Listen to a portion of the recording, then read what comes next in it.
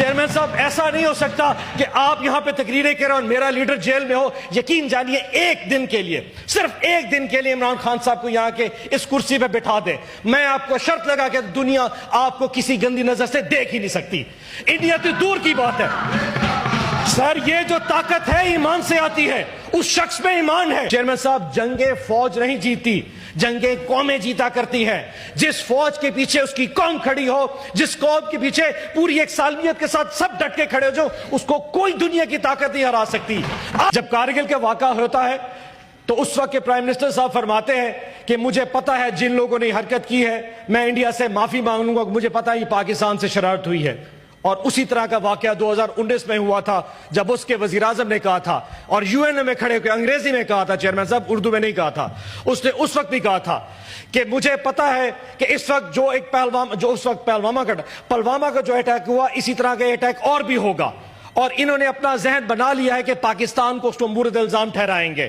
لیکن میں ان کو بتانا چاہتا ہوں کہ میرے پاس کچھ نہیں ہے سوائے ایمان کی طاقت کے علاوہ, لا الہ الا اللہ کی طاقت کے علاوہ میرے پاس کچھ بھی نہیں ہے. اور میں یہ بھی بتا دوں, اور یہ انہوں نے وہاں کھڑے ہو کے کہا تھا, میں یہ بھی بتا دوں کہ ہم چھوٹے ضرور ہیں لیکن ہم نیوکلیر فورس ہیں. اور اگر آج انڈیا نے یہ سوچ لیا کہ وہ ہم پر اٹیک کرے گا تو پھر جنگ پاکستان اور بھارت کے اس بارڈر کے درمیان نہیں رہے گی.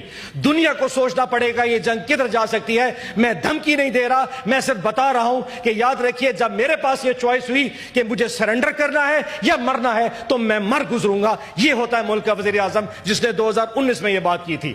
چیئرمین صاحب, آج ہم سے یہ توقع کی جاتی ہے کہ اس سینٹ کے اس پلیٹ فارم پہ کھڑے ہو کے ایک یونینمس ریزولوشن دے.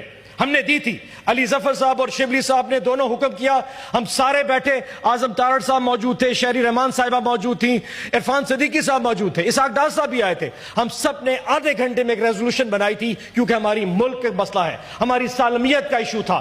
جو کہا گیا ہم نے اپنی اس میں الفاظ ڈالے کہ کوئی ایک ایسی چیز نہیں ڈالی جہاں سے کوئی سیاست جھلکتی ہو.